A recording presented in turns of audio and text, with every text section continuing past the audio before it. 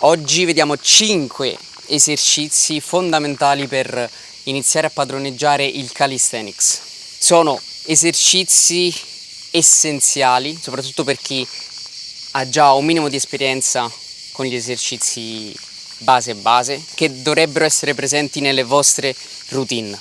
Prima di iniziare vi consiglio di fare un salto sul sito andrealarosa.fit per vedere i miei programmi di allenamento in modo da potenziare il vostro corpo e abituarlo agli esercizi a corpo libero. Tutti questi programmi del sito hanno gli esercizi che vi sto per mostrare e non solo saranno presenti negli allenamenti, ma gli allenamenti saranno in grado di farvi migliorare questi esercizi e portarli sempre più in alto a un livello proprio da master.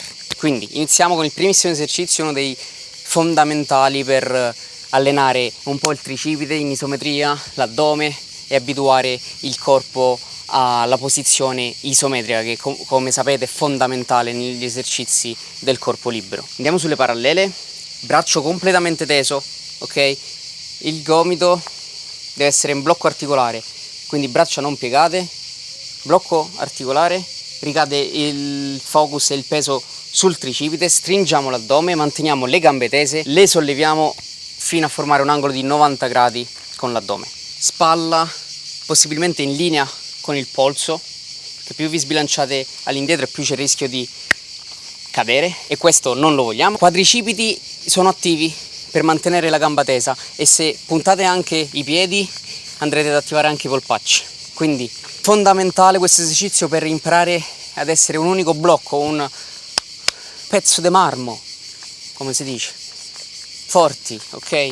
E respirate in modo costante, mantenendo sempre l'addome attivo, sempre addome stretto e fate piccoli respiri in modo costante. Per chi non è in grado di fare una L-sit, vi consiglio di lavorare moltissimo sulla mezza squadra, che sarebbe un L-sit sollevando solo le ginocchia, quindi a gambe piegate, e accumulare tanto secondaggio e nel frattempo lavorare sullo stretching, quindi ad esempio un semplice pike, quindi da qui, gambe tese, scendiamo, mantenendo la schiena piatta possibilmente. Un esercizio fondamentale per migliorare e imparare l'L-sit è questo che vi sto per mostrare, quindi andate a terra, mani altezza ginocchia più o meno, e da qui attivate l'addome alzando le gambe. Piccolo consiglio veloce per chi vuole allenare l'L-sit, per chi ha proprio bisogno di impararla. Ora, secondo esercizio, se non fate questo esercizio non potete nemmeno chiamarlo allenamento calistenico. Andiamo. Trazioni, le trazioni sono fondamentali per padroneggiare il calisthenics, per migliorare tutta la forza in tirata, in trazione. Ovviamente ve l'ho mostrato in presa classica, ma si possono fare anche in presa supina.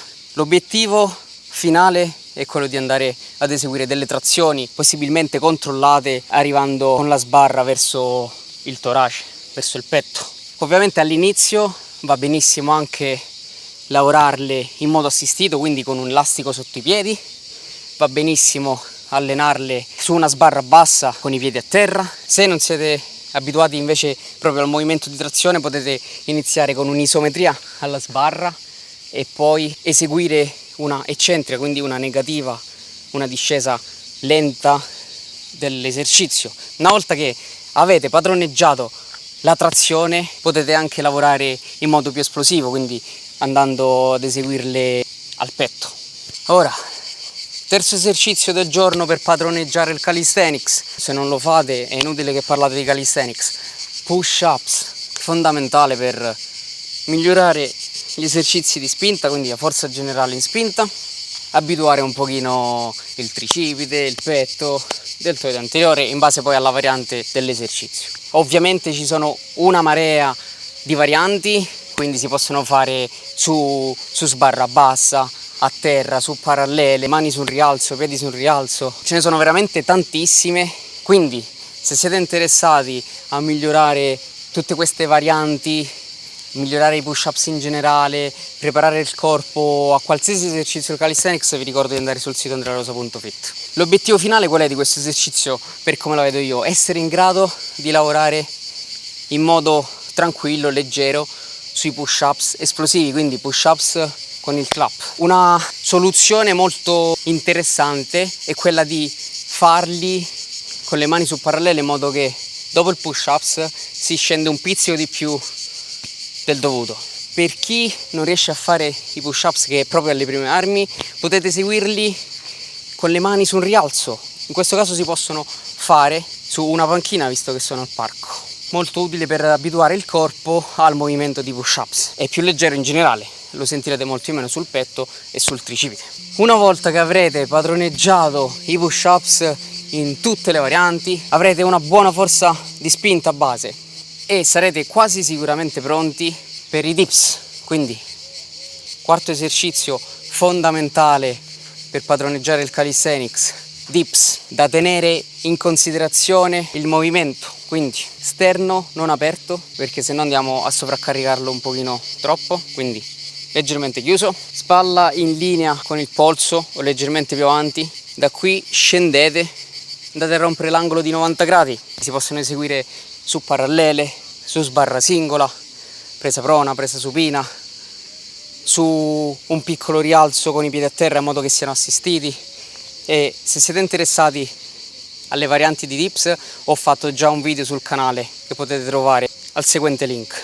Ora, ultimo esercizio fondamentale per migliorare nel calisthenics, e questo vi sorprenderà: pistol squat. Ok, quindi le gambe si possono allenare tranquillamente anche a corpo libero. Ok, quando gira la leggenda che non si possono avere gambe decenti a corpo libero, gambe allenate a corpo libero, appunto è una leggenda. Semplicemente il calistenico medio che si allena per raggiungere determinati elementi ginnici o isometrici o avanzati potrebbe dare meno importanza alle gambe, quindi durante la settimana andare ad allenare di più la parte superiore del corpo, ma comunque se uno vuole può fare veramente grandi cose anche a corpo libero. Ci sono tantissimi esercizi e il pistol squat è quello fondamentale per iniziare ad allenarle. Come approcciare il pistol squat?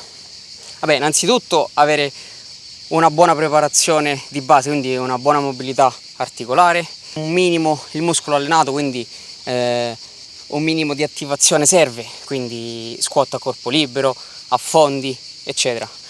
Ci sono ovviamente proprio delle propedeutiche specifiche. La prima propedeutica che posso consigliarvi in modo veloce è quella di eseguire il movimento a metà, poco più o poco meno, in base alla vostra sensazione, in base al vostro controllo del movimento. Avrete bisogno solo di una panchina, degli step o di un rialzo, in modo da andarvi ad appoggiare sfiorando con i vostri glutei il rialzo, e una volta che avrete sfiorato con i vostri glutei il rialzo potrete tornare su e abituare intanto quella parte di movimento. Un'altra propedeutica fondamentale per approcciare il pistol squat in modo da poterlo allenare in futuro è quello di eseguirlo assistito con la mano su una parete o su un palo, in modo da controllare un minimo l'equilibrio. Questi erano gli esercizi fondamentali che mi sentivo di consigliare alle persone di allenare. Quindi, ricapitolando, il sit fondamentale per abituare il corpo a stare in isometria, mantenendo sempre l'addome contratto. Le trazioni alla sbarra, iniziando con delle isometrie, aggiungendoci una discesa lenta. Potete andare ad eseguirli in presa supina, presa a martello. Per chi è più avanzato può eseguirle in modo esplosivo. Esercizio di spinta fondamentale, push-ups. Anche qui ci sono moltissime varianti. Per i meno allenati abbiamo i push-ups con le mani sul rialzo, e per i più esperti abbiamo i push-ups esplosivi e tantissime altre varianti in mezzo.